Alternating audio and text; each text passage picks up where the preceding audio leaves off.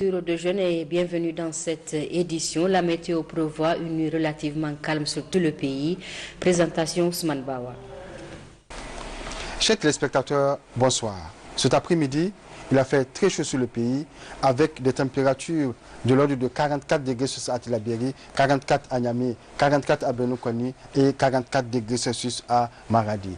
Sur les régions de Zander, Difa et Agadez, les températures ont varié entre 42 et 43 degrés Celsius. Cet après-midi, sur l'imagerie satellitaire, c'est un ciel pratiquement dégagé qui est observé sur le pays. Toutefois, il est observé la présence d'une légère couverture nuageuse sur le nord Aïr, ce qui nous amène à prévoir une nuit relativement calme. Pour la matinée de demain, il est prévu un ciel pratiquement dégagé sur le pays. Pour les températures maximales prévues pour la journée de demain, elles seront en légère hausse sur le pays avec 45 degrés Celsius à Tillabéri, 44 à Niamey, Benukoni, Maradi, Menosoroa et Difa et une température de 43 degrés Celsius sur le reste du pays. Chers téléspectateurs, c'est l'essentiel de cette page météorologique. Au revoir et à demain, Inch'Allah. Comme vous le savez, le président de la République, Mohamed Bazoum, a assisté hier aux obsèques du maréchal Idriss Déby Itno, décédé mardi dernier. En marge de la cérémonie, le chef de l'État a reçu plusieurs personnalités. Synthèse avec nos envoyés spéciaux Amadou Issoufou et Yazir Abiou. La présence du président Mohamed Bazoum, accompagné d'une forte délégation aux obsèques du maréchal de Tchad, Idriss Déby Itno, et la manifestation éloquente des liens séculaires de coopération et de bon voisinage qui existent entre les deux pays et les deux peuples. Des relations de coopération que le défunt président a raffermies à travers sa vision panafricaniste. Du reste, dans son horizon funèbre, l'ancien président de l'Assemblée nationale, Dr Haroun Kabadi, a rappelé le parcours militaire exceptionnel du maréchal. Idriss Déby Itno, a-t-il précisé, a, au péril de sa vie, consacré toute son existence au service de son pays. Ainsi, l'engagement personnel du maréchal du Tchad à défendre l'intégrité, la souveraineté et l'indépendance du Tchad s'étend également sur la sous-région, où il mena un combat sans relâche contre les terroristes djihadistes de tous bords, a souligné Dr Haroun Kabadi. Avant la cérémonie des obsèques nationales du maréchal Idriss Déby Itno, le président de la République a accordé une série d'audiences. Le président Mohamed Bazoum s'est d'abord entretenu dans la soirée du samedi avec le haut représentant et vice-président de la Commission de l'Union européenne, Joseph Borrell, qui a entrepris des visites dans les pays du G5 Sahel, notamment la Mauritanie, le Mali et le Tchad, pour justement assister à l'hommage national au défunt président Idriss Déby Itno. J'ai eu le plaisir et l'honneur de rencontrer le président du Niger. Ici, au Tchad, j'aurais dû le rencontrer dans son pays, mais évidemment, les événements nous ont tous menés ici au Tchad. On a partagé avec le président l'analyse de la situation et je trouvais en lui des mots très sages de compréhension de la situation, en mettant à l'avant les besoins de garantir la stabilité du Tchad et en même temps de retourner à la normalité constitutionnelle aussitôt que possible. Ces deux buts, la stabilité, garantir que la transition va se faire d'une façon ordonnée et que cette transition dure le moins possible et que ça s'achemine à nouveau à la normalité constitutionnelle. Le rôle du Niger est fondamental. C'est un grand voisin du Tchad. En général, tous les pays sahéliens sont engagés, tous ensemble, et l'Union européenne aussi, pour aider à cette transition en garantissant la stabilité et le retour à la normalité, je répète, constitutionnelle. Un mot sur la nouvelle stratégie de l'Union européenne pour le Sahel. Nous avons beaucoup travaillé pour proposer à nos amis du Sahel une nouvelle façon, avec beaucoup plus d'engagement de notre part, pour garantir pas seulement la sécurité du point de vue militaire, mais aussi le développement économique et social qui, à la fin, est à la base de la paix.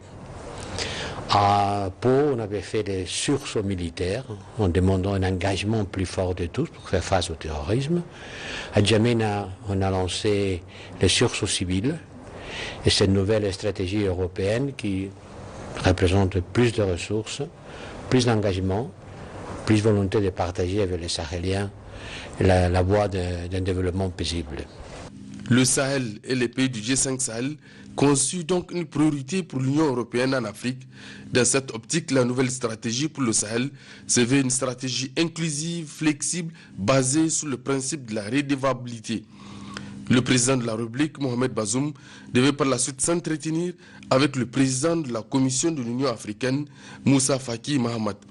Au terme de son séjour dans la capitale tchadienne, le président de la République, chef de l'État, a regagné Niamey en fin d'après-midi du vendredi 23 avril. Et puis dans cette édition, retour sur les temps forts du séjour du président de la République Mohamed Bazoum à Djamena, toujours avec nos envoyés spéciaux Amadou Issoufou et Yazir Abiou. Place de la Nation, un espace qui d'habitude immortalise les grands événements de la vie politique, un espace généralement réservé aux réjouissances de la fête de l'indépendance qui, contingence de l'histoire oblige, sert de cadre aux obsèques nationales du maréchal Idriss Déby Itno. Des obsèques qui, faut-il le souligner, se déroulent en présence d'une dizaine de chefs d'État africains, dont le président Mohamed Bazoum, du président de la République française Emmanuel Macron, mais aussi en présence d'éminentes délégations étrangères et des personnalités civiles et militaires. Le cérémonial a débuté par l'arrivée du chef d'état-major des armées, suivi de la dépouille du défunt président, drapé dans les couleurs nationales. Aussitôt, 21 coups de canon ont été tirés en hommage au maréchal du Tchad. Le temps, un instant, s'est figé sous la forte canicule, rythmée par le passage des cicouilles et les pleurs cadencés des femmes inconsolables. Puis s'en est suivi le dépôt des gerbes de fleurs à la dépouille mortuaire par le président du CMT, le Conseil militaire de transition, le général Mohamed Idriss Déby, imité par les chefs d'État. Des chefs d'État qui sont par la suite recueillis sur la dépouille, suivis par les chefs de gouvernement, représentants des chefs d'État et des chefs de délégation.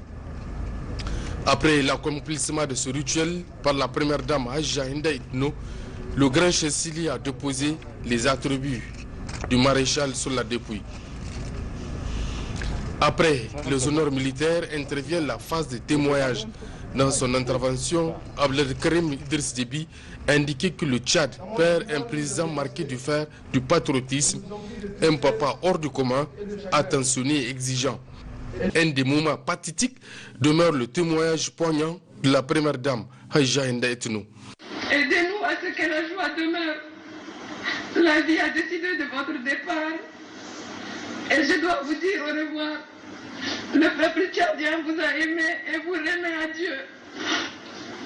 Je termine mon propos en renouvelant mes vifs remerciements à tous nos autres, chers époux, chers pères, reposez en paix dans votre pays d'éternité.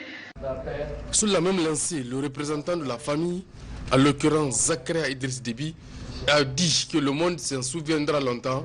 Le maréchal Déby représentait à la fois l'amour, mais aussi un rempart contre le terrorisme. Tu as respecté ton serment de servir ton pays jusqu'à ton dernier souffle, a conclu Zakaria Idriss Déby. Premier président africain à prendre la parole, le président congolais, président en exercice de l'Union africaine, Félix Antoine Tshisekedi, a souligné que le président Déby était un grand panafricaniste. L'Union africaine va accompagner le processus de transition militaire, devait-il ajouter. Pour le président de la République française, vous avez vécu en soldat, vous êtes mort en soldat, les armes à la main, avant d'énoncer clairement que nous ne laisserons personne mettre en cause ou menacer aujourd'hui ou demain la stabilité et l'intégrité territoriale du Tchad. Le président Alpha Condé, Roch Christian Kaboré, le représentant du mouvement du salut du peuple ou le haut représentant, vice-président de la Commission européenne, Joseph Borrell, ont tour à tour pris la parole pour magnifier l'œuvre accomplie par le défunt et appeler les Tchadiens à l'unisson. Le moment fatidique demeure la remise de la dépouille à la famille biologique pour une prière à la grande mosquée de N'Djamena avant d'être inhumé à Amjaras, près de la frontière soudanaise. Voilà, que son âme repose en paix. Amen. Veille de fête nationale de la Concorde hier soir au Centre international des conférences à Niamey, présidé par le Premier ministre chef du gouvernement Oumoudou Mahamadou, une initiative de la haute autorité à la consolidation de la paix qui, à travers un film documentaire, a relaté les actions de l'institution.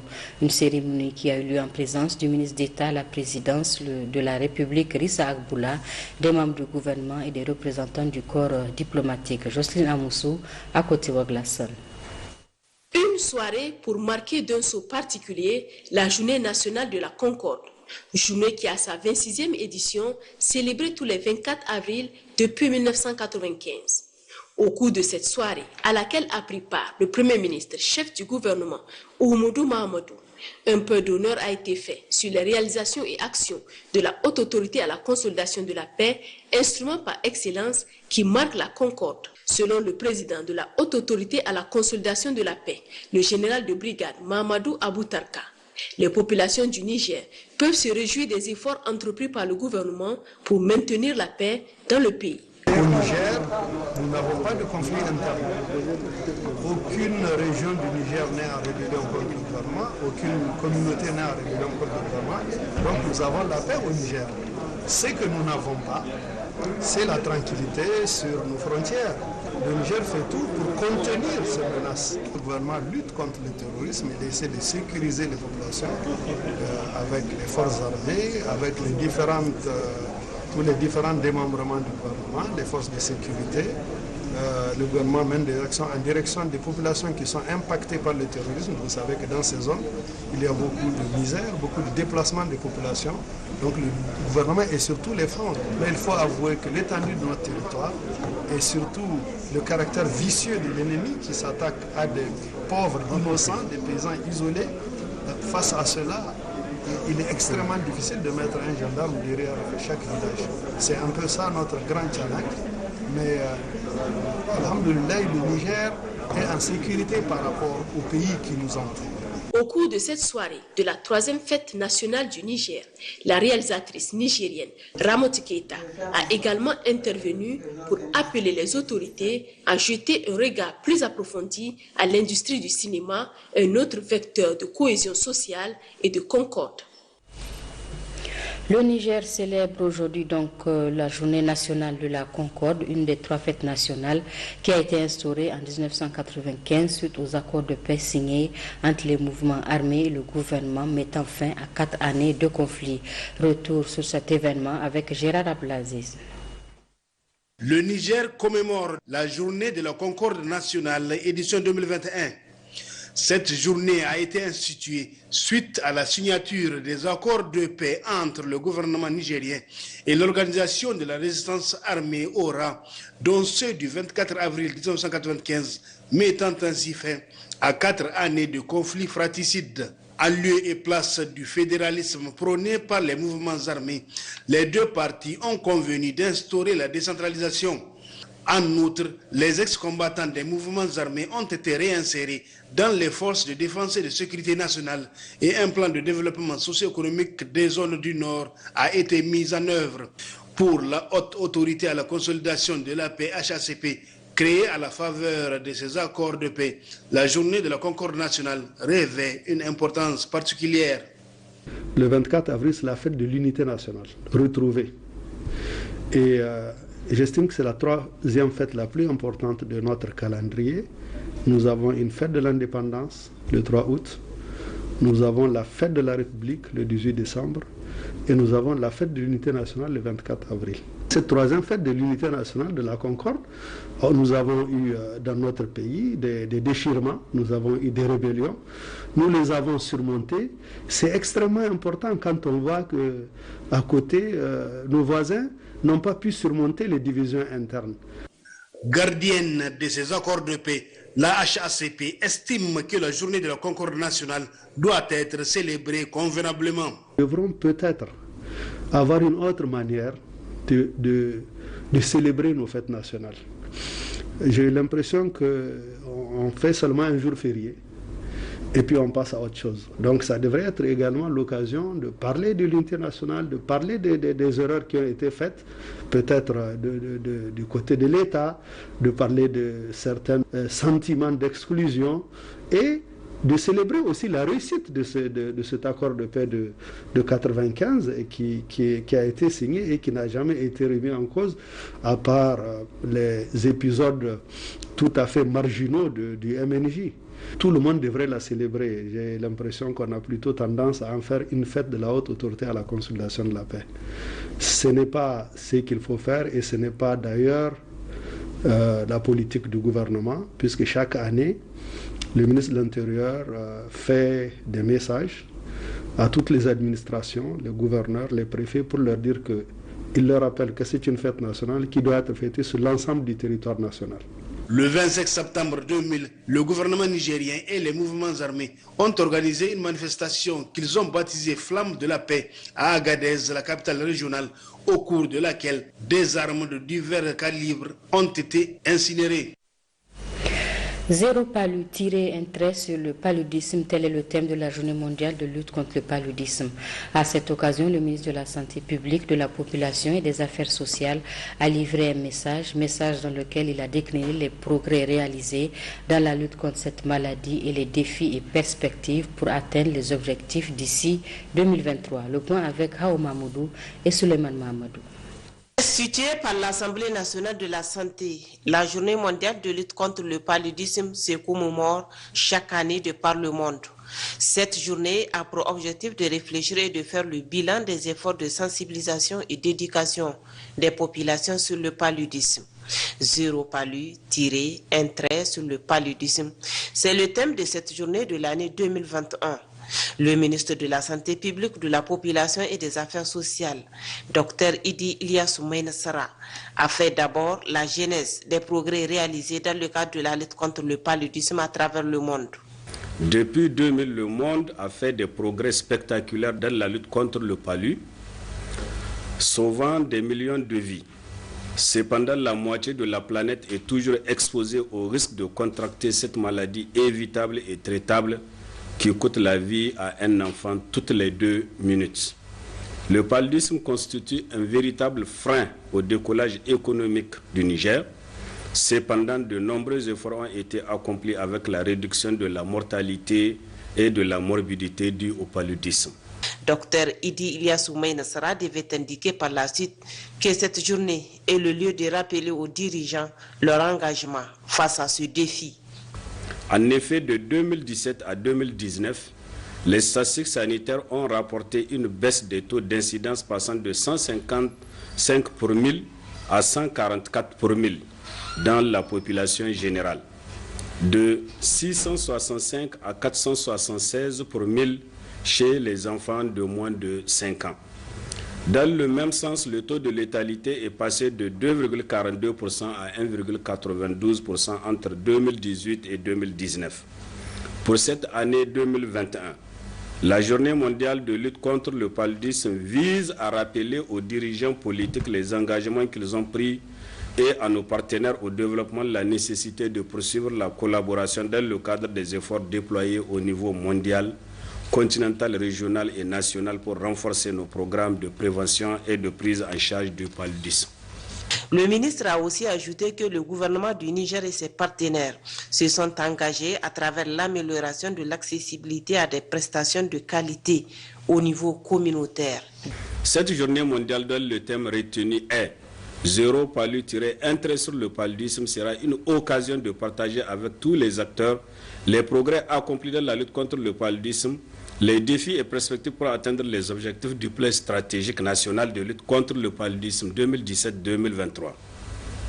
La qualité de soins et la prévention du paludisme dépendent de nos gestes et pratiques quotidiennes. Les communautés, les individus, les entreprises, les pouvoirs publics ont la responsabilité de veiller à ce qu'aucun enfant nigérien ne décède du paludisme. Nous ne devons plus accepter de voir les générations futures mourir du paludisme qui est une maladie évitable et traitable. Il nous appartient non seulement de prévenir personnellement et collectivement la transmission de cette maladie, mais aussi de fournir soins et services aux personnes malades. Face à cette problématique d'une extrême gravité, le Niger, avec l'appui de ses partenaires techniques et financiers, a entrepris des actions de lutte contre cette maladie. Cela depuis le sommet africain des chefs d'État et de gouvernement tenu à Abuja au Nigeria en juillet 2013 sur la lutte contre le palu et son adhésion aux différents engagements internationaux devait conclure. Docteur Idilia Soumaïna Sara. Santé toujours, les résultats des examens virologiques de ce jour 24 avril 2021 se présentent comme suit. 14 nouveaux cas positifs de sexe masculin notifiés chez les demandeurs de tests pour voyage sur 333 tests réalisés. Ces cas positifs se répartissent comme suit. 2 au niveau de Niamey et 12 au niveau d'Agadez. Aucun décès enregistré ce jour.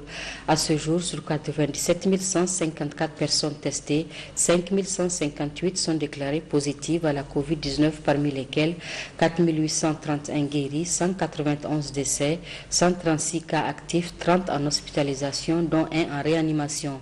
Le gouvernement attire l'attention des populations sur le fait que le virus circule fortement au niveau communautaire avec de plus en plus de cas présentant des signes souvent graves.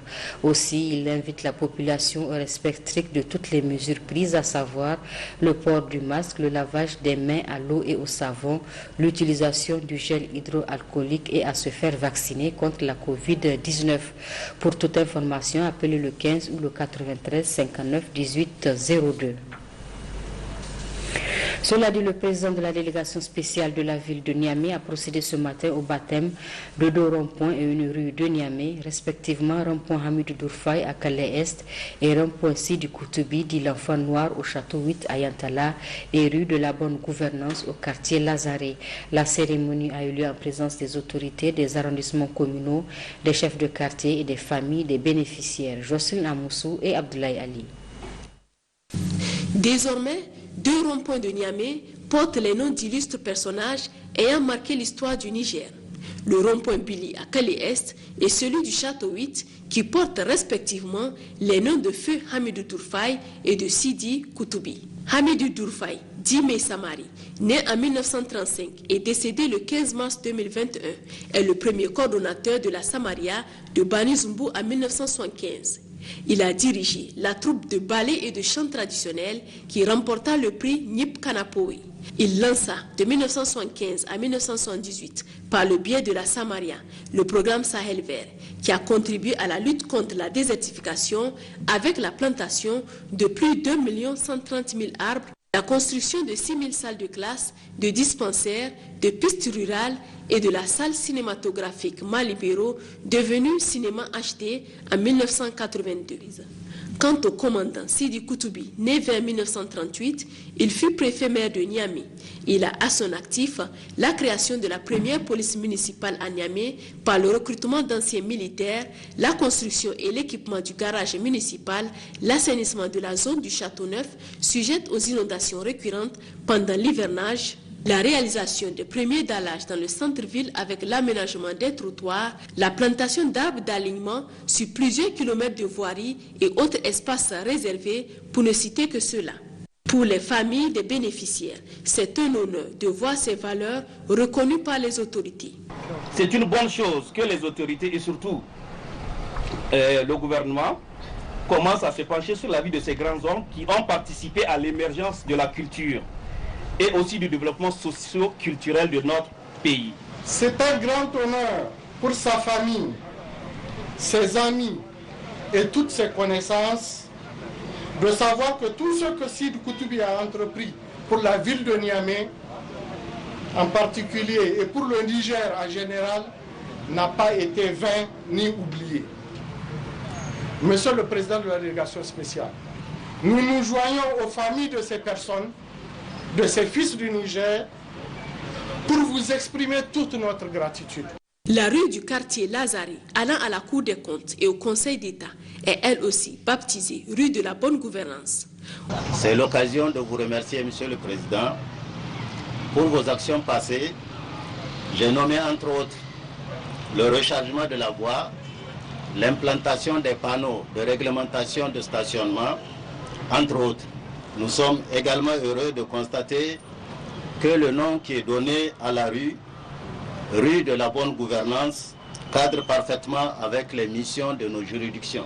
Selon le président de la délégation spéciale de la ville de Niamey, qui promet avoir une oreille attentive à cette requête, ces baptêmes de place publique entrent dans le cadre de la modernisation des villes en mettant en exergue certaines valeurs. Ça s'inscrit dans le cadre général de la construction d'une politique de mémoire. Nous avons également baptisé la rue de la bonne gouvernance. Cela rentre dans les grandes valeurs que les plus hautes autorités de notre pays sont en train de défendre et de faire la promotion.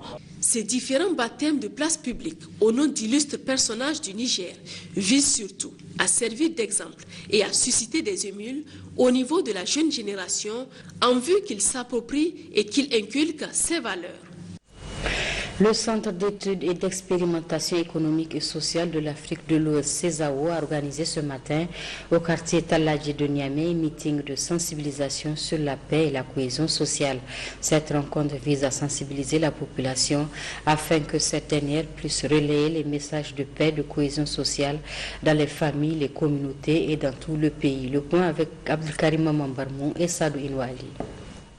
C'est de par sa mission qui est celle de renforcer les capacités des acteurs locaux à s'auto-promouvoir et à construire un environnement de paix, de justice et de solidarité que le Centre d'études et d'expérimentation économique et sociale de l'Afrique de l'Ouest, CESAO, pôle région du Niger, organise ce meeting de sensibilisation sur la paix dans le quartier Talagui. Le réseau de l'Afrique de l'Ouest pour la consolidation de la paix WANEP et le Centre d'études et d'expérimentation économique et sociale de l'Afrique de l'Ouest, pôle régional du Niger, ont élaboré un projet composant des activités de renforcement des capacités des leaders d'opinion avant, pendant et après les échéances électorales.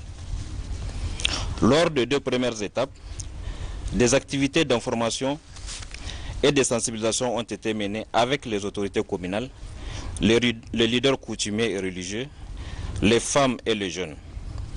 La cérémonie qui nous réunit aujourd'hui rentre dans le cadre des activités de sensibilisation sur la paix, la cohésion sociale et la gestion non violente des conflits. Pour le secrétaire général de la commune 4 de la ville de Niamey, cette initiative est tout simplement salutaire et louable. Le projet qui cadre parfaitement avec la politique actuelle et les dispositifs mis en place par les autorités de la 7e République pour prévenir les conflits vient à point nommé où la paix et la cohésion sociale sont primordiales pour toute action de développement. Permettez-moi de rendre un vibrant hommage à l'ONG CESAO pôle régional du Niger qui, en collaboration avec le WANEP, et qui est le réseau de l'Afrique de l'Ouest pour la consolidation de la paix.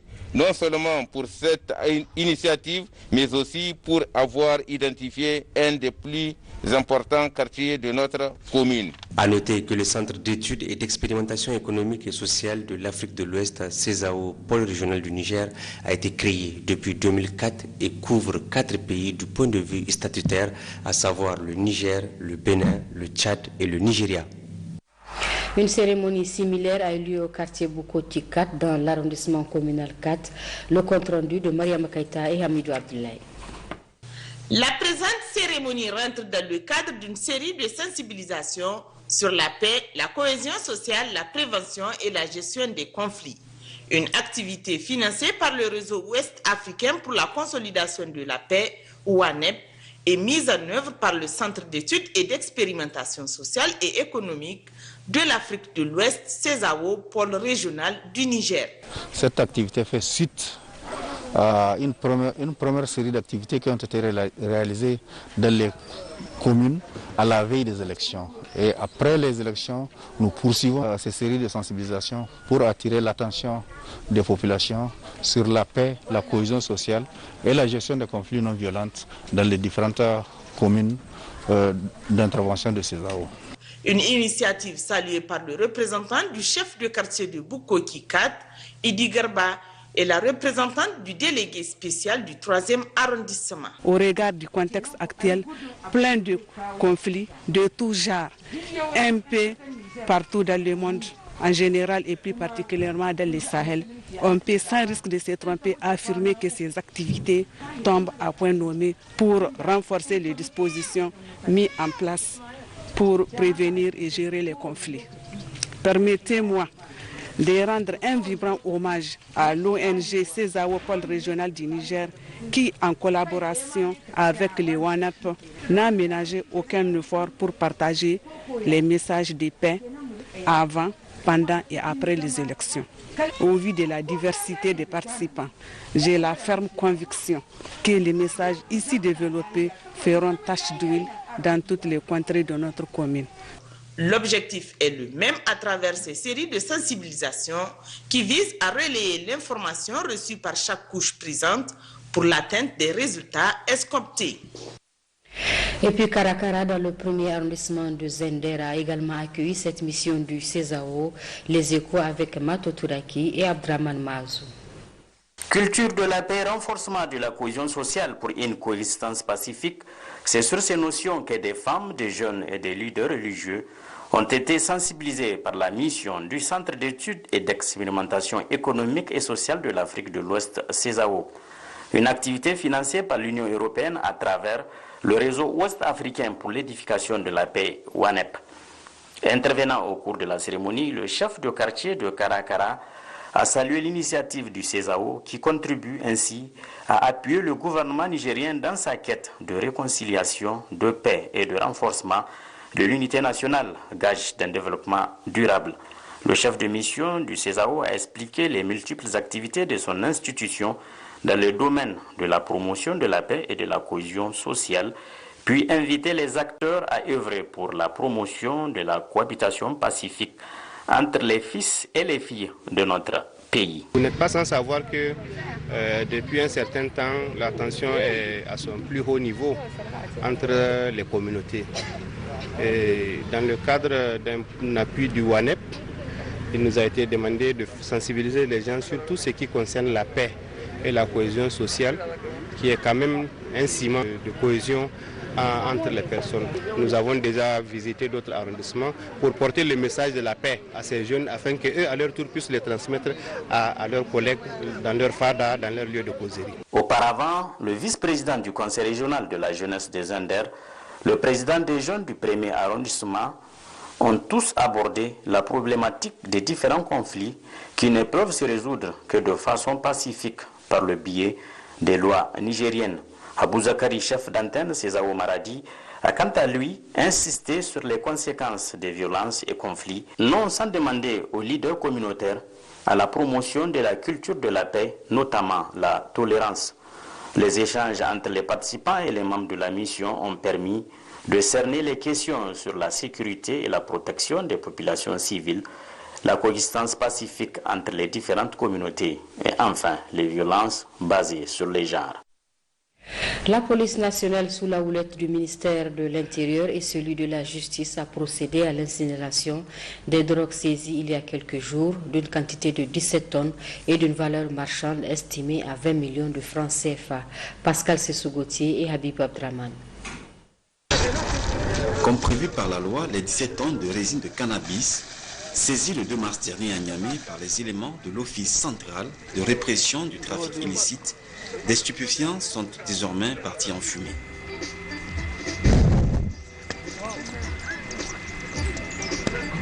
C'était lors de l'incinération initiée par les services en charge de la question ce 24 avril 2021 et cela sous le regard du ministre de l'Intérieur et celui de la Justice. La longue conservation des saisies comporte d'énormes dangers, notamment celui de la garde, a martelé le président de la Commission nationale de coordination de la lutte contre la drogue au Niger. La journée internationale de lutte contre l'abus des substances illicites et des drogues est considérée comme la réponse au problème mondial de la drogue, en ce que en cette seule journée, ce sont d'importants tonnages de substances illicites et de drogues dont les procédures judiciaires les concernant sont terminées, qui sont incinérées. La longue conservation des saisies comporte des gros risques. Pour prévenir ces divers risques, toutes les substances psychotropes et tous les précurseurs sont saisis et placés sous scellé dès leur découverte. Un exercice bien exécuté par les éléments de la police nationale déployés pour la circonstance afin que ces produits nocifs pour la population soient bien détruits aux yeux et au vu de tous. Moussa Douma n'a pas manqué de faire un plaidoyer à l'endroit de la Commission nationale de coordination de la lutte contre la drogue au Niger pour qu'elle puisse mener à bien les différentes missions auxquelles elle fera face désormais. Il nous semble donc important pour rendre plus efficiente notre stratégie nationale de lutte contre le trafic des stupéfiants et des substances stupéfiantes, de viabiliser cette commission en la dotant d'un siège et des moyens tant humains, donc en personnel que matériel. Le Niger constituant une des portes d'entrée selon sa situation géographique pour les stupéfiants, les autorités nigériennes sont en train de mener plusieurs luttes dans le souci de minimiser cette pratique, voire l'éradiquer, et cela au bonheur des paisibles citoyens. Début ce samedi à Tawa de la campagne de sensibilisation sur l'enquête nationale sur la fécondité et la mortalité des enfants de moins de 5 ans au Niger. C'était sous la conduite du chef de canton de Tawa. Le point avec Tahir Hassan Abdelkader et Mahamadou Agoumou. La présente campagne de sensibilisation à la tête de laquelle se situe le chef de canton, l'honorable Adou Moussa, a pour objectif de sensibiliser les autorités et les populations sur l'importance et l'utilité de la collecte des données, de faciliter l'accès des villages et des ménages aux équipes de collecte des données de l'enquête nationale sur la fécondité et la mortalité des enfants de moins de 5 ans au Niger, et enfin sensibiliser les populations sur l'importance et la nécessité de répondre aux questionnaires au moment de l'enquête. L'objectif principal de cette enquête est de permettre de déterminer le niveau réel et actuel de la fécondité et de la mortalité des enfants de moins de 5 ans au Niger, ainsi que leurs causes profondes, notamment les facteurs directs et indirects qui expliquent les niveaux actuels et les tendances de ce phénomène démographique. De façon spécifique, il s'agit de déterminer le niveau réel et actuel de la fécondité au Niger. Déterminer le niveau réel de la mortalité des enfants de moins de 5 ans. Identifier les déterminants de la fécondité et de la mortalité des enfants de moins de 5 ans. Afin d'atteindre ces objectifs, les données seront collectées sur les caractéristiques socio-économiques et démographiques des femmes, des hommes et des ménages, la mortalité des enfants de moins de 5 ans, la vaccination, la santé et la nutrition des enfants, les préférences des femmes et des hommes en matière de fécondité, le comportement des femmes en matière de santé de reproduction. Cette enquête permettra au gouvernement du Niger et aux partenaires de disposer des données fiables, à jour et de qualité pour leur permettre d'intégrer ces éléments dans les politiques et programmes de développement durable, a conclu Tassou Aboubouka, membre de la mission de l'Institut national de la statistique du Niger. Toujours dans le cadre de la campagne de sensibilisation, la délégation a d'abord rencontré au niveau du CSI Garkawa de Tawa les femmes du quartier Garkawa avant d'effectuer le déplacement du village de Kolama Baba à environ 10 km de Tawa. Au niveau des 2 sites visités, le chef de canton de Tawa, l'honorable Adou Moussa, en sa qualité de chef de mission, a décliné l'importance de l'enquête nationale sur la fécondité et la mortalité des enfants de moins de 5 ans au Niger, tout en exhortant les populations à collaborer lors de l'enquête qui se tiendra dans les 2 semaines à venir. L'honorable chef de canton de Dessa a conduit ce matin une mission de sensibilisation sur l'enquête de fécondité et de mortalité des enfants de moins de 5 ans. Cette mission est initiée par l'Institut national de la statistique. Salamatou Bada. La mission conduite par le chef de canton de Dessa, l'honorable Boubacar Soumana Harande, a rencontré ce matin le secrétaire général adjoint de la région Abdou Dandada. Après les salutations d'usage, ils lui ont expliqué l'objet de leur déplacement. Il s'agit d'une enquête nationale sur la fécondité et la mortalité des enfants de moins de 5 ans que l'Institut est en train donc de préparer, et les agents enquêteurs, nous allons les déployer sur le terrain afin de pouvoir recueillir les informations nécessaires pour élaborer un rapport définitif sur les conditions de vie des ménages, sur la fécondité, sur la mortalité des enfants de moins de 5 ans. Pour réussir cette activité, nous avons bien compris qu'il faut passer nécessairement par une bonne sensibilisation des différentes populations du Niger. puisqu'il s'agit d'une enquête qui va se passer sur l'ensemble du territoire national. Pour cette enquête que nous voulons bien réussir, il faut passer par les chefs traditionnels, il faut les impliquer. Et il y a eu une convention avec l'association des chefs traditionnels qui nous a permis, en tout cas à l'heure actuelle, les équipes sont en train donc de sillonner le pays. Les échanges qui ont suivi lui ont permis d'être bien informé sur cette enquête nationale sur la fécondité et la mortalité des enfants de moins de 5 ans. Initiative d'ailleurs qu'il a eu à saluer. Nous sommes disposés, en autorité régionale, en tout cas à les accompagner, en tout cas à faire bien aboutir leur mission.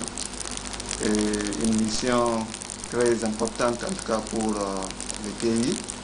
Et c'est pourquoi la démarche, sont en train d'appliquer une très bonne démarche, c'est-à-dire de partir avec l'autorité locale et qui faciliterait en tout cas le contact avec la population. Vu l'importance de cette mission de sensibilisation, le secrétaire général adjoint Abdou Tandada a sollicité l'appui de toutes les populations des localités qui seront sillonnées pour une très bonne réussite. À noter enfin que cette mission de sensibilisation est composée du chef de canton de Dessa, Boubacar Soumana Harande, de Boubacar Zakou, Inès Niveau Central, de M. Suleiman Mahamad, président du réseau des journalistes pour la statistique, et de M.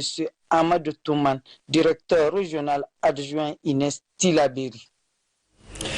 La suite de cette édition, le collectif des associations islamiques du Niger vient de recevoir 1800 Corans en ce mois béni de Ramadan. Il s'agit d'un geste d'une ONG saoudienne dite Message de bienfaisance. Bachir Rabo et Abdelaziz Issaka. La remise symbolique d'un carton pour acter la donation, suivie d'une poignée de main pour s'en féliciter. Voilà pour l'essentiel l'opération à travers laquelle l'ONG saoudienne, le Message de bienfaisance, offre 50 cartons du noble Saint-Coran, soit 1800 unités au collectif des associations islamiques du Niger. نحن اليوم في يوم احتفال يوم توزيع المصاحف هدية من جمعية رسالة التنمية الخيرية. Dans le Coran, il y a la partie du Coran et à l'autre côté encore où on a fait la traduction du Coran. Donc il a parlé que le Coran a été descendu dans ce mois béni de Ramadan. C'est pour cela donc ils ont profité de ce mois-là pour offrir le Coran à la communauté musulmane. Et ça c'est un début du partenariat avec le structure de Kazin. Et j'espère Inch'Allah que ça va continuer à poursuivre les activités avec eux. Une donation qui réjouit les bénéficiaires qui en mesurent parfaitement la portée religieuse de cette action. Et on ne peut recevoir un don qui va être signifiant à notre niveau que ce genre de don qui est le Coran, le livre saint. Ça va renforcer et ça va épanouir aussi la culture islamique et aussi la connaissance de nos fidèles musulmans. Donc du coup, nous saluons beaucoup les responsables de cette ONG et nous demandons aussi aux autres ONG de bienfaisance de venir à nous accompagner dans ce sens et dans ces actions de bienfaisance. Cette donation vient également raffermir la parfaite collaboration qui existe entre l'ONG, le Message de bienfaisance et le collectif des associations islamiques du Niger. L'avènement des sociétés de transport modernes dans les années 99-2000 au Niger a amené les populations à abandonner de plus en plus les gares routières. Un constat soulevé par une équipe de la station régionale ORTN Tawa. Le compte rendu de Cherifatou Mahamadou et Mahamadou Agoumou.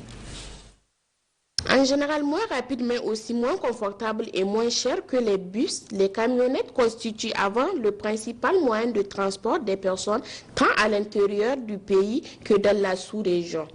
Ce sont des 19 places appelées Haïs et les 8 places appelées Jalap et autres. De nos jours, ces camionnettes ont été remplacées par des bus plus confortables, plus rapides mais un peu plus chers. Avec l'avènement de sociétés de transport modernes dans les années 99-2000, il y a eu la libération des transports sous toutes ses formes. Donc, il y a eu des sociétés de transport qui sont nées. Et au premier temps, la population était dirigée vraiment vers ces compagnies de transport parce qu'il y a le confort, il y a la régularité. Ils ont un temps de départ, un temps normalement d'arrivée, si ce n'est pas que de panne peuvent arriver au moment du voyage. Et donc par rapport à l'autre côté maintenant, les gares, au niveau de chaque région, au niveau de chaque département et commune, il y a des gares routières qui sont gérées normalement par les communes. À un moment, les gens ont laissé ce mode de transport parce que c'est vétus, c'est fatigant, et il y a moins de confort. Et à un moment, avec la situation économique, certains encore sont retournés malgré toutes ces petites difficultés. Mais ceux qui rentrent pour perturber un peu la situation, il y a des transports clandestins. C'est-à-dire les gens qui ont des véhicules personnels, ces derniers temps, commencent à faire des transports sans pour autant avoir le titre ou bien l'autorisation de transport. Ce qui amène vraiment un manque à gagner et une désorganisation du mode de transport. Le secrétaire général du syndicat national des transports routiers de la région de Tawa nous a donné d'amples explications sur le fonctionnement de leur activité. Vous savez, en matière de tout commerce, la concurrence constitue un facteur très déterminant. Avant, les autogares détenaient le monopole de transport interurbain, mais depuis l'avènement des compagnies de transport modernes avec leurs bus confortables et climatisés, les autogares ont perdu près de 60% de leur clientèle. À cause de la vétusté des routes, certains préfèrent emprunter les bus qu'aux camionnettes. Je profite d'ailleurs de votre micro pour lancer un appel à l'endroit de l'État de bien vouloir remettre en état les routes qui sont presque toutes dégradées, car cela rend le voyage très pénible et endommage nos véhicules. Notons que ces camionnettes assurent les liaisons dans les zones où les pistes sont difficiles à accéder. Autre aspect de cette édition, le paysage clinique de la capitale Niamey vient de s'agrandir. En effet, une nouvelle clinique a ouvert ses portes ce jour 24 avril, journée de la Concorde, et cette clinique est justement nommée clinique de la Concorde. Allons à sa découverte avec Ali Saka. Je dirais que ce qui la différencie des autres, c'est surtout la qualité des examens, que ce soit par les médecins ou encore les examens de labo. Nous avons des automates de dernière génération et surtout en parlant du paludisme qui est une maladie tropicale que nous vivons vraiment de tous les jours ici, nous avons un appareil appelé QBC dont le biologiste nous a présenté, qui peut nous détecter très vite le palu et son antigène. Donc QBC et antigène palu. C'est vraiment un laboratoire qui sort des résultats vraiment très très efficaces. Et nous avons aussi comme particularité l'échographie. Notre appareil d'échographie n'est pas comme celui des autres cliniques. Nous avons un appareil de dernière génération qui est capable de faire vraiment des choses très sophistiquées. Pour cette journée d'ouverture, la Polyclinique de la Concorde a organisé des séances de consultation gratuites aux patients qui se disent entièrement satisfaits. C'est une très bonne chose pour la santé en général des riverains de Niamey, parce que là, moi vous voyez, je viens d'arriver pour la consultation avec mon enfant. L'accueil a été extraordinaire, c'est déjà ça, et quand vous voyez même le local, dès l'entrée, tout est aéré, les mesures barrières sont respectées, ce qui m'a beaucoup plu. Et bon voilà, le personnel qualifié y est. En tout cas, mon enfant a été pris en charge très rapidement. Et moi-même, présentement, je dois aller faire une radio. Et là, vraiment, tout est bien. Notons que la directrice de l'organisation des soins du ministère de la Santé publique a fait le déplacement ce matin et a constaté de visu la qualité des services et des équipements de la Polyclinique de la Concorde. Une note de sport, fin des 16e de finale de la Coupe nationale cet après-midi à Niamey, avec la qualification de l'AS Police qui a écrasé Jean Gorgeau Football Club de Maradi sur le score de 4-0. Le club des Bérets Noirs, mal classé en championnat, va affronter pour la suite l'équipe de l'Entente Football Club de Dosso. Hassimi Abdoulaye. Il ne fallait pas venir en retard au stade municipal de Niamey cet après-midi pour suivre ce match des 16e de finale de la Coupe nationale entre l'AS Police en blanc et Jangozo FC de Maradi. Dès la deuxième minute de jeu, l'AS Police ouvre le score suite à cet errement défensif des Bleus.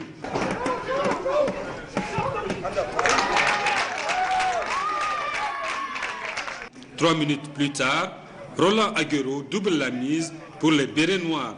Face à une équipe méconnaissable de Jangozo FC, l'AS Police, bien en jambes, a déroulé sans opposition et a porté le score à 3-0 avant la pause sur cette inspiration signée de Mohamed.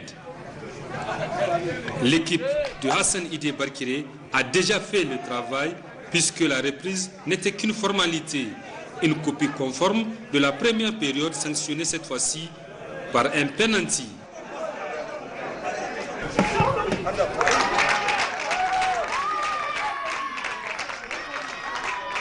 « 4-0, la messe est dite pour une équipe de Jangozo sans repère et sans inspiration. » Ouais, avec le carême et la fatigue et surtout, on doit s'assumer.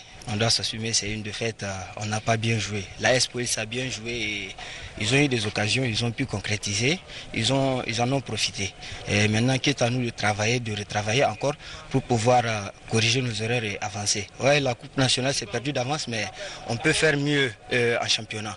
Comme on avait commencé, on a eu un très bon début en championnat. Là, on est en train de chuter et c'est tout à fait normal. Chaque équipe, même les grandes équipes, ça leur arrive.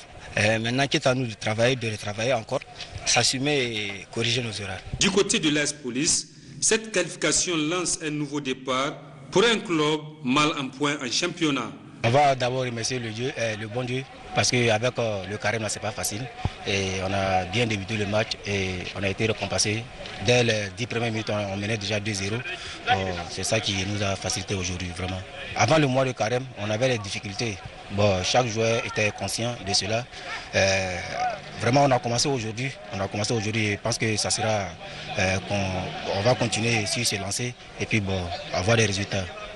L'AS Police affrontera en 8e de finale l'Entente FC de Dosso qui vient d'accéder à la Super League. Il y aura également d'autres confrontations de belle facture pour les 8e de finale, dont un certain AS Touane, AS Fan et ASGNN, ASN Nigelec.